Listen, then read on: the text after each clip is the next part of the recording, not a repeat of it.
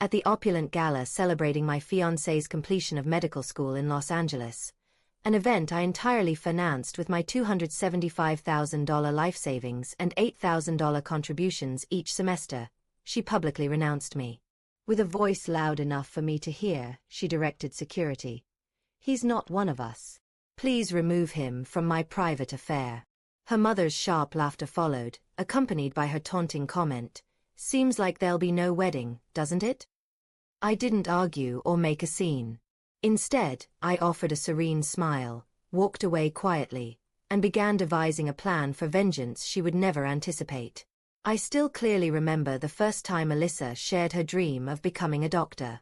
We were 19, me toiling long hours at my father's auto repair shop, her balancing pre-med classes and 2 part-time jobs as a server. One night, with unwavering determination, she proclaimed, "I'm going to succeed." She promised, "I'll always cherish the person who supports me in reaching this goal." I believed her.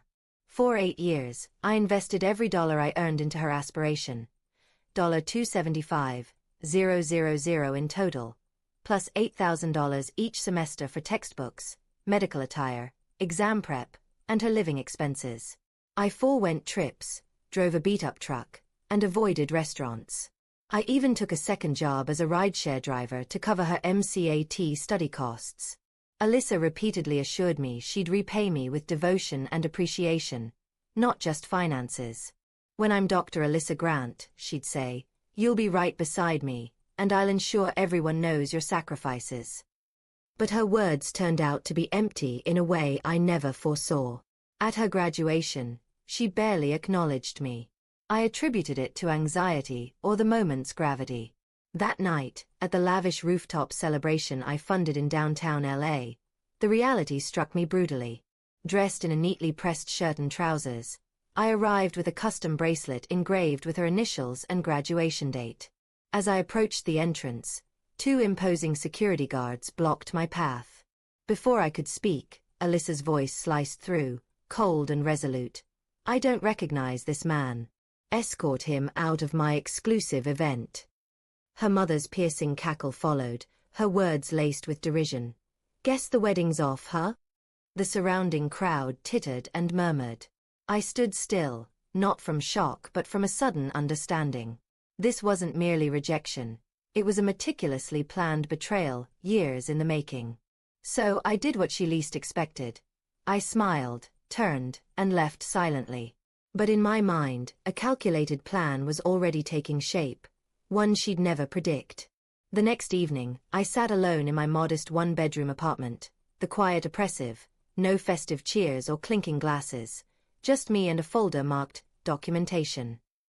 While Alyssa had been advancing her medical career, I'd been diligently recording every financial transaction.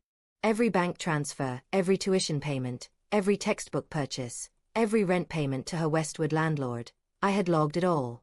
The $8,000 checks I sent each semester were clearly marked, full tuition, Alyssa Grant. Why? A subtle instinct had cautioned me this day might come. Alyssa assumed the money was a gift, but I'd never presented it as such. Legally, they were loans, every cent documented. Even better, she'd signed for many of them, carelessly, but her signature was there. I contacted a college friend, now a lawyer at a prestigious civil litigation firm, who owed me for repairing his car after a wreck at no cost. His response was immediate: "We can sue her. Breach of contract, fraud, possibly emotional damages if you're up for it. If she tries to play innocent, your records will bury her." That was the first step. The second was even more strategic. Alyssa didn't know the wedding venue, reserved months earlier, remained in my name. 2 weeks prior, when she began distancing herself, I discreetly cancelled the florist and photographer but retained the reception hall. I emailed the venue manager with a straightforward request: change the booking from Alyssa Grant's wedding to the Eric Foundation's annual gala. Same date, same caterer. Include a projector and 100 copies of a presentation I'll supply. He complied without hesitation. It was poised to be a night she'd never forget. 2 weeks later, the luxurious West Side Hotel buzzed with excitement. The lobby sparkled with sophistication, the ballroom adorned with vibrant flowers. Guests, former colleagues, investors, and mutual acquaintances, arrived in elegant attire, curious but intrigued.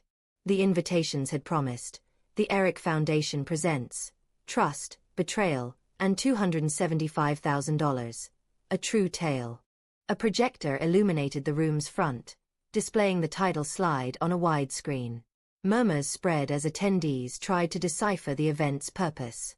At precisely 7 p.m., I stepped onto the stage, composed and assured, wearing the navy suit intended for our wedding. I took the microphone and began, "Good evening, and thank you for coming. Tonight, I'll share a story of a 7-year partnership, a love meant to culminate in marriage but shattered by deception. Everything you're about to see, documents, screenshots, audio, is authentic." The room grew silent. I clicked the remote, and the presentation unfolded. The first slide showed images of Alyssa and me over the years, laughing, traveling, studying together. The second displayed tuition payments with dates and her signed receipts. The third showed a bank transfer labeled "Wedding Venue Deposit, Alyssa and Eric."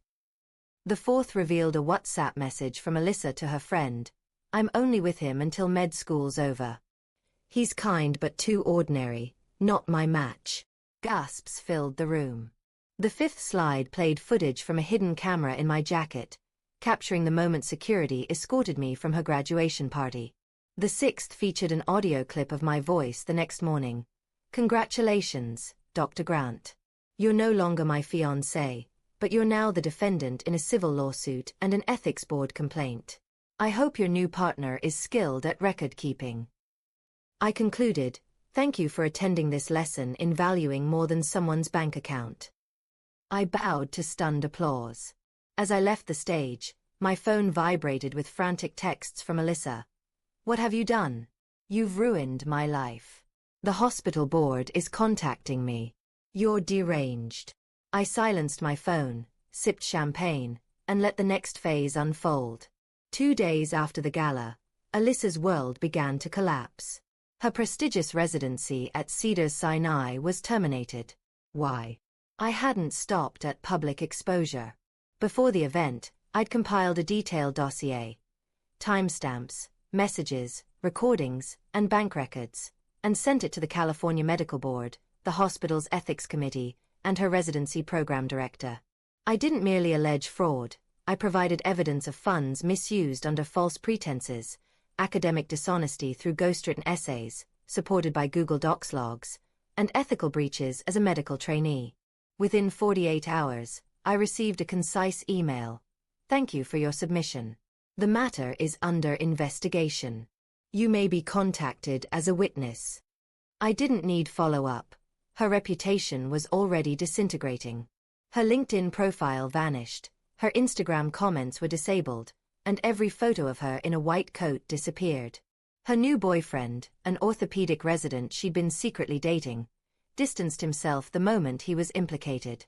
On my end, the $275,000 was supported by airtight evidence. I'd filed a civil suit for fraudulent misappropriation, backed by contracts, wire records, and proof we were never married, meaning she had no legal claim to the funds as gifts. Few were. I froze our joint accounts, notified my bank's fraud team, and had my lawyers send a cease and desist to her mother, who'd bragged about how the fool funded everything. A week later her attorney called. "Mr. Reynolds, what would it take to settle quietly?" I chuckled softly. "Tell Alyssa to ask me in person. I'd love to hear her apology." He paused. "That's unlikely." "Then so is a settlement," I replied and hung up. The gala where I was mocked for being insignificant? It went viral. A clip of my speech, anonymously posted on YouTube titled, "He funded her med school, she betrayed him. So he did this," amassed 4 million views in 48 hours. Sponsors reached out, a podcast host offered an interview, and my small consulting firm was booked for 6 months. The courthouse hummed with quiet tension, not from media frenzy but from onlookers witnessing two contrasting paths collide. Mine grounded in resilience and quiet fortitude, hers a crumbling facade of arrogance and entitlement. Alyssa entered with her lawyer, dressed in muted grey, attempting to appear remorseful. But her eyes revealed panic, searching for allies and finding none. I sat with my legal team, calm, not sparing her a glance. The evidence spoke for itself. Bank transfers, chat logs, emails where she boasted about exploiting a man in love, footage from the gala, and receipts proving every semester's payment was tied to marriage. A marriage that never occurred. My lawyer opened with controlled intensity. Your Honor, this isn't just about money shared between partners. It's a calculated scheme of emotional manipulation and financial deceit, disguised as love, culminating in a public betrayal that reveals the defendant's true intentions: exploitation. Alyssa's attorney weakly argued the funds were gifts. My lawyer countered, yet we have a message from June 4 last year, where the defendant wrote, "As long as he thinks we're together, I don't need to worry about tuition or rent." The judge's raised eyebrow said it all. Alyssa hid her face. The ruling was decisive: $275,000 to be repaid in full, $50,000 for emotional distress and defamation, wage garnishment for up to a decade if needed, and a permanent mark on her professional record for academic fraud and ethical violations. When the gavel struck, Alyssa's arrogance from the party was gone. She sat vacant, neither crying nor shouting, just hollow. Her mother muttered something and left without looking back. Outside, I stepped into the sunlight, no longer the man she humiliated but one who'd rebuilt himself, stronger, wiser, untouchable. My phone pinged with an email from a publisher. "We'd love to discuss your story for a potential book." I smiled. Sometimes, the greatest revenge is thriving and letting the world witness it. 3 years later, I stood on a New York City stage, adjusting the microphone before a sold-out audience. My memoir, Broken, Then Empowered, had just topped bestseller lists. It wasn't only about betrayal but about rebuilding, recognizing your value after being shattered by someone you trusted, and proving that revenge can be calm, precise justice paired with success they can only envy from a distance. In the front row sat my new fiancé, a brilliant, down-to-earth surgeon who stood beside me, not above me. After the event, as we mingled with attendees, a tentative voice called, "Mark." I turned to see Alyssa, a shadow of the woman who once mocked me. Her smile was faint, uncertain. "I read your book," she said. "You really turned everything around." I nodded politely. "I did." She hesitated, then asked, "Could we maybe grab coffee sometime? Just to talk." I paused, glancing at my fiancé, who gave my hand a gentle squeeze. Turning back to Alyssa, I said simply, "No, thank you." We walked away, toward a future radiant with promise, leaving her behind in the ruins of what could have been. Sometimes, closure isn't about the perfect retort, it's about not needing one at all.